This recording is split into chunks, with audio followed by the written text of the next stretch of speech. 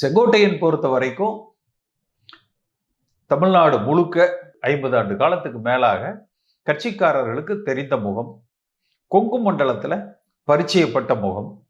இன்னும் சொல்ல போனால் ஈரோடு, திருப்பூர் மாவட்டங்கள்ல அவர் கால்படாத கட்சிக்காரர்களது வீட்டு சுக துக்க நிகழ்வுகள் இருந்திருக்காது.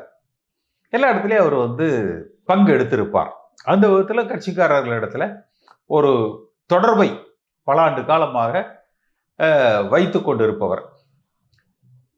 அவர் திமுகவுக்கு செல்கிறார் என்றால் அதிமுக தொண்டர்கள் ஒரு எதிராளியாக அவரை பார்ப்பார்கள்.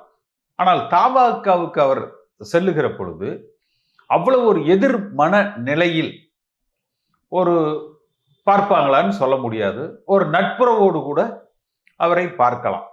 அதனால திரு எடப்பாடி பழனிசாமி அவர்கள் இந்த இடத்துல மிக ஜாக்கிரதையாக, குறிப்பாக அந்த ஈரோடு, திருப்பூர் மாவட்டங்களில் அதிமுகவை வலுவோடு கட்டி அமைக்க வேண்டிய, பாதுகாக்க வேண்டிய, கட்டமைக்க வேண்டிய ஒரு கட்டாயத்தில் இருக்கார்.